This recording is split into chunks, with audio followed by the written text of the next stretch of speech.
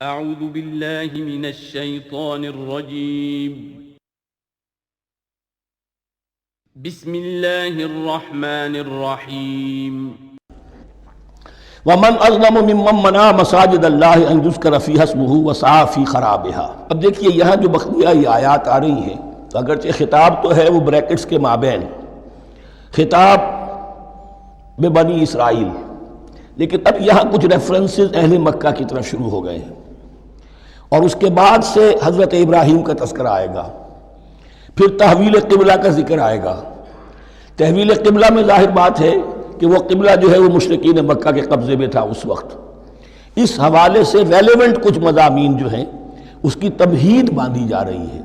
یہ ساری تمہید ہے جو آگے آنے والا مضمون ہے تحویل قبلہ، جو علامت تھی اس بات کی کہ اب وہ سابقہ امت مسلمہ معزول کر دی گئی اور نئی امت محمد صلی اللہ علیہ وسلم اس مقام پر نصب کر دی گئی، انسٹال کر دی گئی۔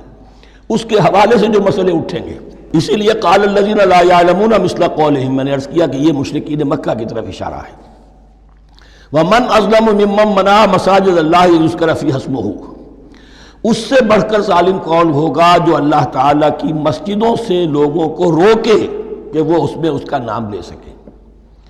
چونکہ مشرکین مکہ نے مسلمانوں کو محروم کر دیا تھا حرم سے، اب وہاں جانے کی ان کو اجازت نہیں تھی۔ سن 6 میں حضور گئے بھی ہیں، تب بھی یہ کہ صلح حدیبیہ ہو گئی، واپس آنا پڑا، عمرہ کرنے کی اجازت نہیں ملی۔ سن 7 میں پھر ہوا ہے، تو یہ 7 برس بہت شاہ گزرے ہیں محمد الرسول اللہ صلی اللہ علیہ وسلم اور اہل ایمان پر۔ اب یہاں ذکر ہو رہا ہے ان کا، قریش کا۔ وَمَنْ أَظْلَمُ مِمَّنْ مَنَعَ مَسَاجِدَ اللَّهِ أَنْ يُذْكَرَ فِيهَا اسْمُهُ وَسَعَىٰ فِي خَرَابِهَا، اور وہ اس کی تخریب میں لگے ہوئے ہیں۔ یہ خراب تخریب، یہ تخریب 2 طرح کی ہوتی ہے۔ ایک ظاہری تخریب ہوتی ہے، کسی مسجد کو گرا دینا، اور ایک ظاہری نہیں باطنی معنوی ہوتی ہے۔ وہ جو تخریب ہے وہ یہ ہے کہ توحید کی بجائے اسے شرک کا اڈا بنا دیا ہے۔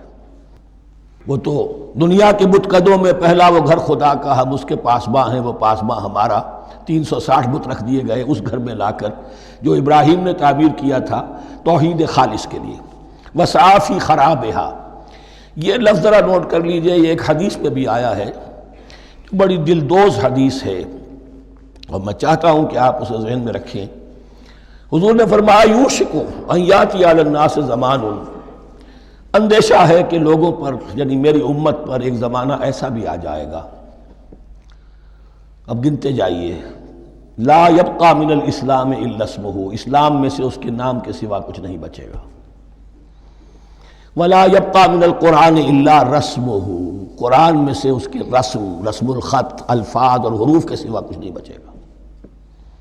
اسی کی اللہ تعالیٰ نے ضمانت دی ہے، یہ محفوظ رہے گا رسم عثمانی۔ مساجدہم عامرۃ، ان کی مسجدیں آباد تو بہت ہوں گی، وہی خراب من الہدی، ہدایت سے خالی ہو جائیں گے۔ یہ خراب کے لفظ سے، ہی خراب من الہدی، وَعُلَمَاؤُهُمْ شَرُّ النَّاسِ تَحْتَ عَدِيمِ السَّمَاءِ، اور ان کے علماء آسمان کی چھت کے نیچے کی بدترین انسان ہیں۔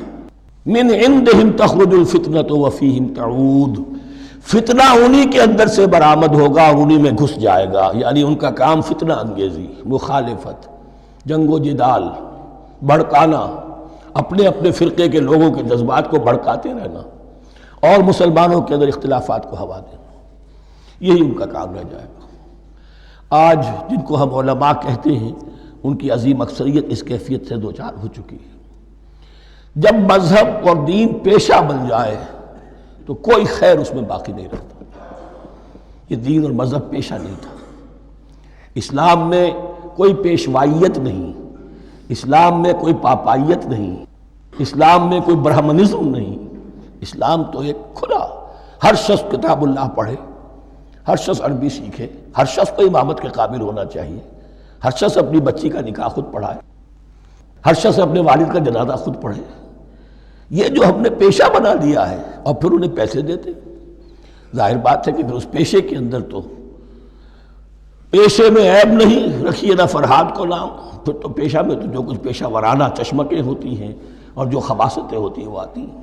لیکن ساتھ ہی یہ بات واضح رہے کہ علماء حق سے دنیا خالی نہیں ہوگی، علماء حق بھی ہیں، لیکن کسی کے ماتھے پر لکھا ہوا نہیں ہوتا کہ یہ علماء حقانی میں سے اور یہ علماء سو میں سے ہے۔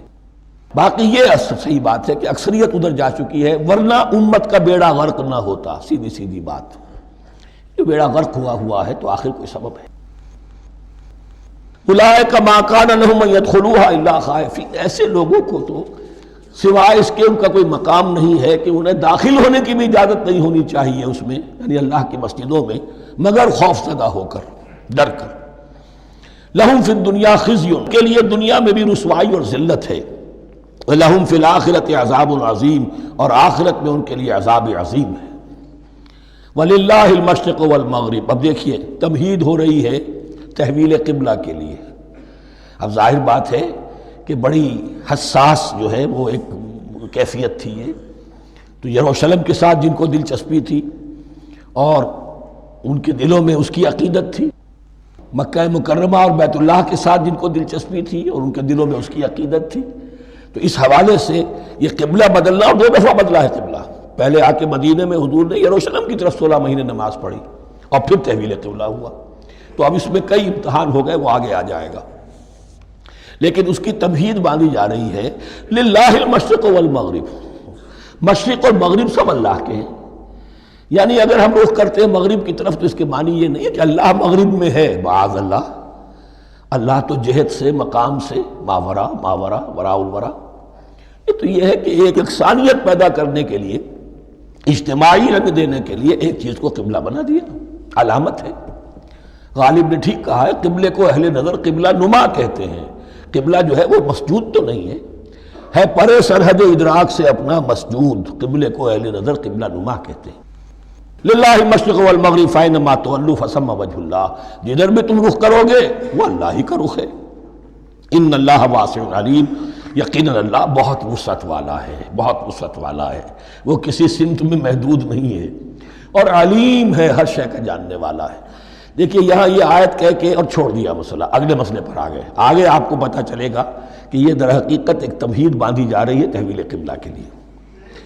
وقالوا اتخذ اللہ ولدا سبحانہ، اور ان میں وہ بھی ہیں، اب ظاہر بات ہے یہاں پھر اشارہ ہو رہا ہے وہ اہل مکہ کی طرف، جنہوں نے یہ کہا ہے کہ اللہ نے اولاد اپنے لیے اختیار کی، یعنی وہ کہتے تھے کہ یہ جو فرشتے ہیں یہ اللہ کی بیٹیاں ہیں، نصارہ کہتے تھے کہ حضرت مسیح اللہ کے بیٹے ہیں، اور یہودیوں کا بھی ایک گروہ ایسا تھا جو حضرت عزیر کو اللہ کا بیٹا کہتا تھا۔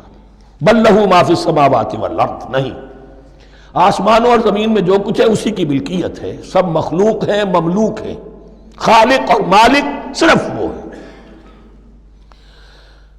کل لہ قانتون، اور سب کے سب اس کے فرما بردار ہیں، بڑے سے بڑا رسول، بڑے سے بڑا ولی، بڑے سے بڑا فرشتہ، بڑے سے بڑے اجرام سماویہ، سب کل لہ قانتون۔ اللہ لی ولکم فی القرآن العظیم۔